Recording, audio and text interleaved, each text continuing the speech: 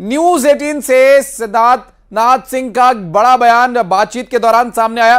कहा छत्तीसगढ़ सरकार ने महादेव ऐप सट्टा ऐप के जरिए लोगों का सिर्फ पैसा लूटा, बल्कि उनके तार खुद सट्टेबाजों से जुड़े हुए हैं। एफआईआर दर्ज कर पहले दबाव बनाया। आपको बता दें कि ये एक बड़ा बयान न्यूज 18 से बातचीत के दौरान सिद्धार्थ नाथ सिंह का सामने आया, जिन्होंने छत्तीसगढ़ सरकार पर कड़ा प्रहार करते हुए कहा कि छत्तीसगढ़ सरकार ये ऑनलाइन सट्टा ऐप के जरिए नोटों की उगाही कर रही थी।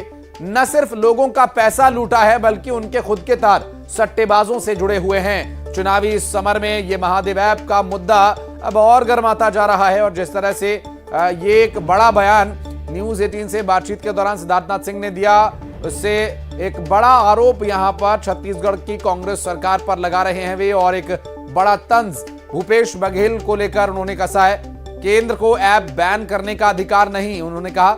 और साथ ही ये भी कहा कि संप्रभुता को चोट करने वाले ऐप बैन हो सकते हैं। और इसके अलावा अब ईडी ने शिकंजा कसा तो डर गए, इस बारे में भी उन्होंने बात की। और महादेव ऐप पर छत्तीसगढ़ सरकार को घेरते नजर आए सिद्धार्थ नाथ सिंह। दरअसल शिकंजा कसने और कार्रवाई किए जाने की बात उन्होंने दोहराई। और भूपेश बघेल ने ऐप को बैन क्यों नहीं किया, ये पूछा उन्होंने। महादेव ऐप सट्टा ऐप जो लगातार चल रहा था और जिसके द्वारा नोटों की उगाही करने का आरोप भी राज्य की सरकार पर सिद्धार्थ नाथ सिंह लगा रहे हैं। उनका यह कहना है कि इस ऐप के जरिए सरकार ने नोटों की उगाही की है।